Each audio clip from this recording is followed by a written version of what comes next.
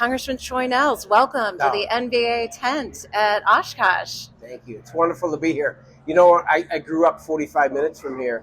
That's what I heard. It's been several years, but I can remember my parents would take me to the show when I was a youngster, but it's been years. But it's good to be back in Oshkosh, a great state of Wisconsin. What's changed since the last time you were here?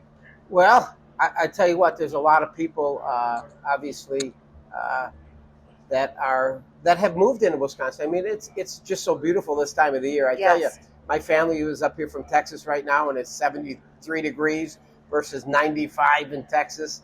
And I said to myself, this is the place where I could retire. Yeah, a lot nice of people relief. just want to come in and enjoy just the beautiful weather. And it's a great time of the year to have the air show, right? Mm-hmm. It's been a few warm days here, but overall, it's just a great place to bring a family and enjoy looking at wonderful airplanes and seeing the show. Yep. I mean, the F-35 the other day was remarkable. Incredible. And the Warbirds. I mean, it's for aviators and those that are enthusiasts. It's just a great time. Yeah, glad you're with us. Yeah, it's good to be here. So, Congressman, you are the congressman from the 22nd District of Texas, South Houston. Right. You sit on the House Judiciary Committee and the Transportation and Infrastructure Committee. You're chairman of the House Aviation Subcommittee. You've been busy recently in Congress, and I wanted to talk about that. You know, when I come to AirVenture, I'm always overwhelmed by the size and scope of general aviation in America. You see it here. And I think with that, we are reminded of the economic impact that general aviation has on America. 1.3 million jobs, $340 billion in economic output. Thanks to your work in Congress, you've helped boost that economic impact through your work in the recently passed budget reconciliation package. There's one provision in particular that's going to help general aviation, business aviation, be more competitive. We call it accelerated expensing or bonus depreciation. Can you talk a little bit about that? Well, I think it's great. We don't have to stagger it out now. It's all done immediately, 100%, and it's a step in the right direction. But we have a great chairman, Chairman Sam Graves. Obviously, I think he flew up as was a P-40 up here, and the guy just you couldn't have a better guy right now leading the Transportation and Infrastructure Committee, and so obviously he really supports general aviation, being an aviator. Matter of fact, I talked to him the other day. He said this is I think it's 31st year here in Oshkosh, 31 years. So Congress is starting to get their act together, right, and do the right thing for general aviation and aviation as a whole. And you're right, it's about $12.5 billion in this reconciliation. Yes. We've had several meetings talking about what does ATC modernization really mean. When you say, hey, we want to modernize ATC, air traffic control, I said, yeah, I think we want to do that, and I think we have there's a demand for it. There's a need. We certainly must do better as it relates to air traffic control with the shortages you see, but it's $12.5 billion, and I believe between the FAA reauthorization and now modernizing the ATC, I like to call it really more than it's about modernizing the NAS, the National Airspace. I believe Congress is going to be very, very involved over the next several months and years to make sure that we get this right. We got to get it right. There's just too many close calls out there. Yeah. I think the aviation community understands the needs and we just have to be better. I mean, what took place over the Potomac back in January, we can't have any more of that. Yeah. We got to be better. And I think Congress is leaning forward in the saddle with leadership. And Secretary Duffy, we got President Trump, he wants this. I think we're all on the same page right now. We're all on the same team, and we're going to do something the American people can feel proud of. We appreciate that significant investment. And like you said, the system is aging and in need of stronger, better tools to make flying safer and to make the system more efficient. Is there anything else you're looking for? I mean, it's a major undertaking that the President and the Secretary of Transportation have set out to do. Is there anything in particular you're looking for when they... Well, I just, like when you talk about modernizing the air traffic control, I said, well, what does that really mean?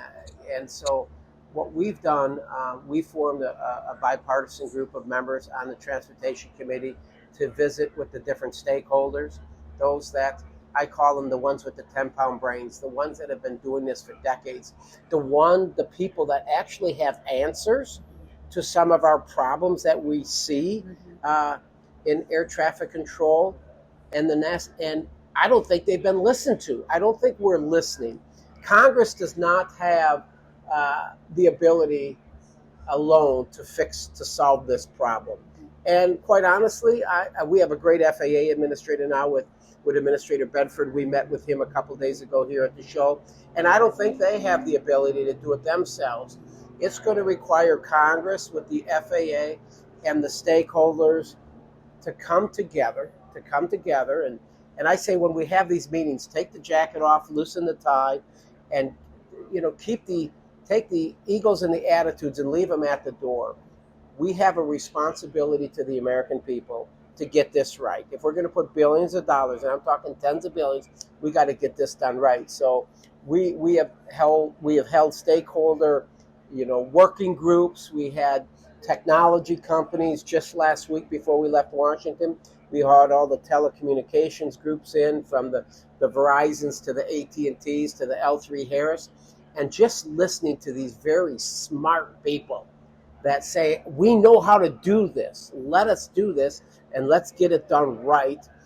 So I think we're going to do well. I believe that we are off to a great start. We just have to follow through to our commitment to the American people to make sure we get it done right the first time. Well, thank you for your commitment and your diligence in diving into the issues and listening to the stakeholders. We appreciate that collaboration. One other area that's significant in that budget reconciliation package, in addition to the immediate expensing and the ATC, incredible ATC modernization investments, is an extension of the Sustainable Aviation Fuel Tax Credit, the 45Z Clean Fuel Production Credit. Houston sits at the nexus of energy production and agriculture. Can you talk about the economic benefits, national security benefits of SAF? Yeah, I think it's, everybody wants to make sure that we do what we can to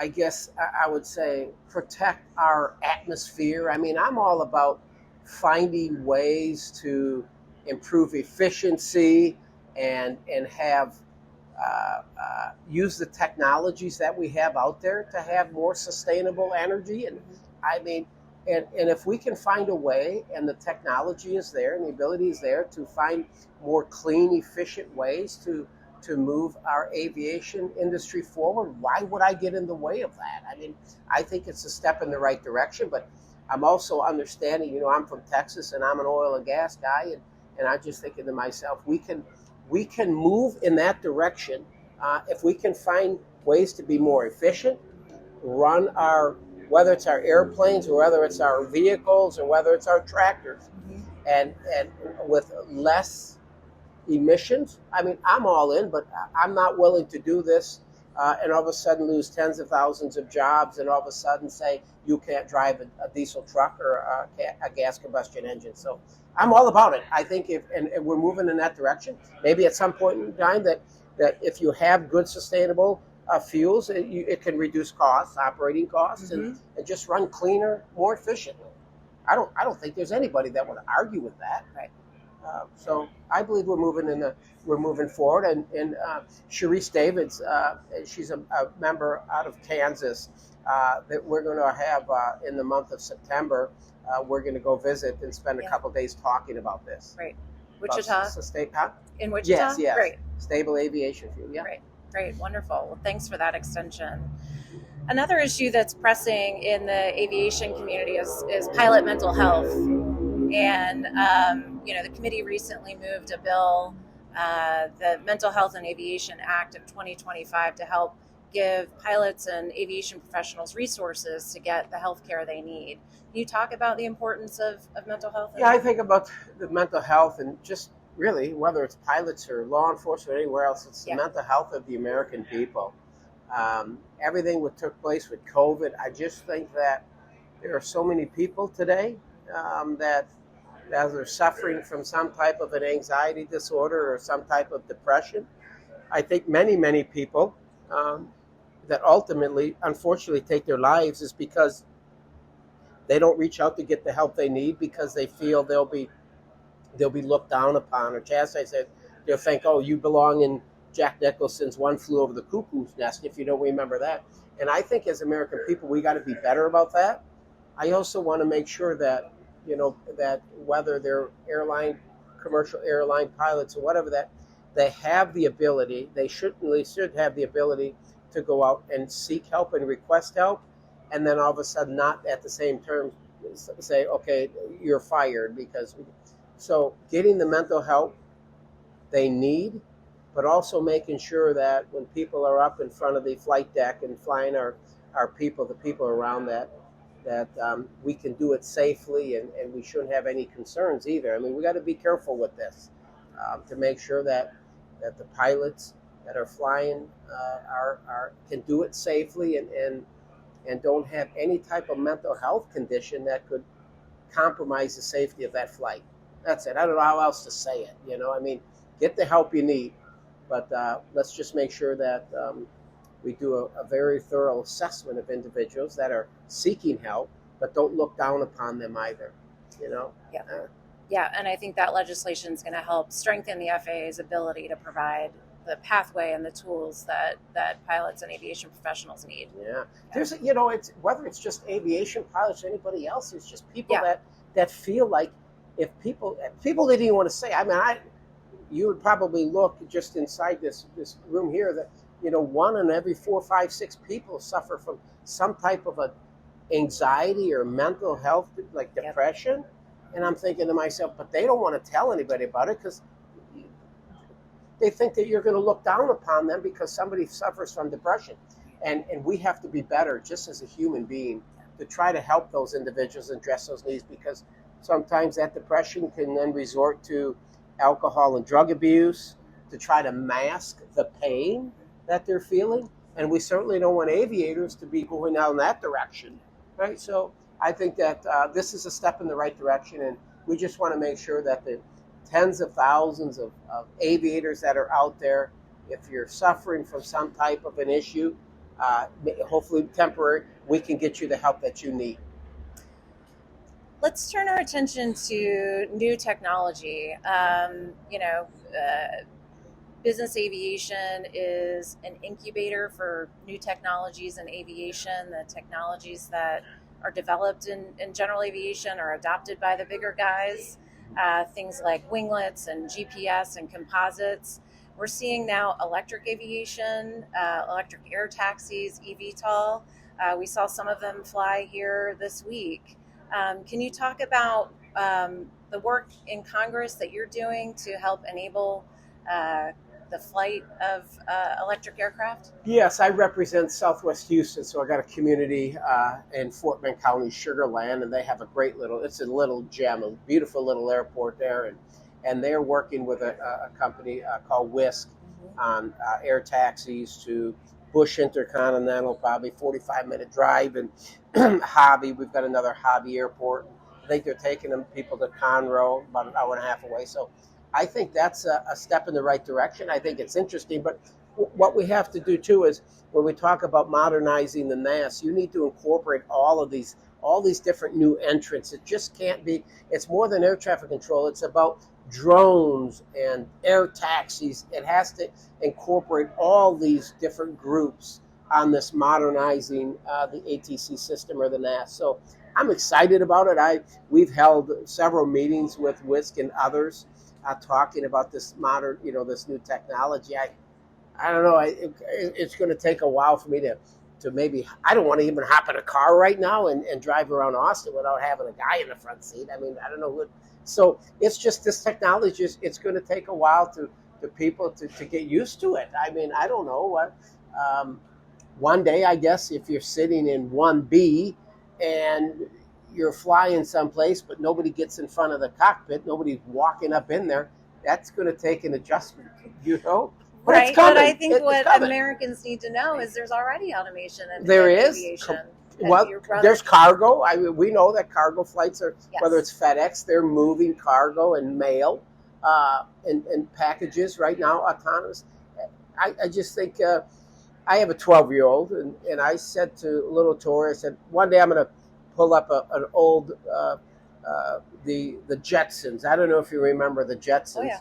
Years and years ago. I said, but you could see in 30, 40 years, whatever, you could see where it's the Jetsons. You will have people moving around in our airspace. Just exciting, very exciting time. Yeah, and I think it's a natural evolution and one that I think will transform transportation.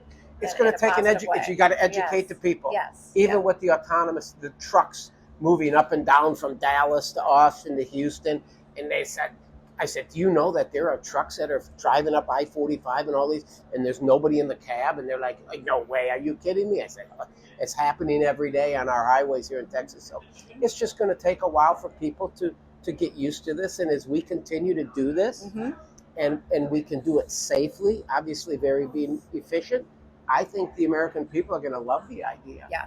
They're going to love the idea. Yeah, I've heard a lot of buzz here at this show with the Joby aircraft on display and the Beta aircraft flying, that I think we're moving in the right direction. Yeah. Good. Well, let's end with one of your passions, supersonic flight, another area of groundbreaking technology. Yeah. You introduced legislation. Yeah, we did. We want to get that done. We got Boom Aviation. They feel that they can get us across the pond in 4 to 5 hours.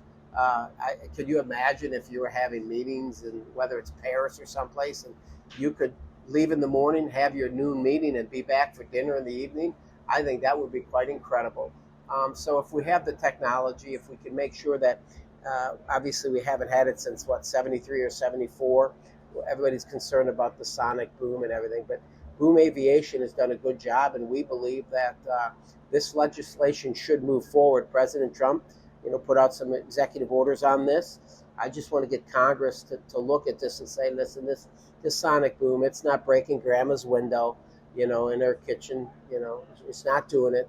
And so Boom has found a way to reduce the effect of that sonic boom. So let's just continue to move in that direction. I'm excited about it. I do know that United Airlines has ordered 15 of these jets, and flying at 55, 60,000 feet. I think it's incredible, and we need to be the tip of the spear as it relates to supersonic. I don't want to see China or anybody else, take over. It's the United States should be leading the way as it relates to anything related to aviation. Boeing, everybody. We got to continue to make sure that we are the gold standard in aviation, and I believe we have the right people in the right spots right now with this administration, with Secretary Duffy, and with the way Congress is working. I think the future is very, very bright for aviation. Many said we need billions more. We need billions more. Well, maybe we do. Maybe the 12.5 is a down payment, but working bipartisan with Congress, I believe that if the need is there, and we need to provide more resources to make sure modernizing this national airspace, we're going to do it. We owe it to the American people. We can't have any more Potomacs. We just can't do it. We got to be better than that. And we have a responsibility. We all do. The stakeholders and everybody. We all got to come together and provide a product, with some good policy review, and provide that to the president and this administration, and let's get it done. And we can do it. We can do it. Well, thank you so much, Chairman, for being with us. Under your leadership, that of Chairman Graves and Secretary Duffy, we'll get it done. Yeah. Appreciate it. I believe so. Thank you. All right. Thanks again. for having All right. me. Take care. Yeah.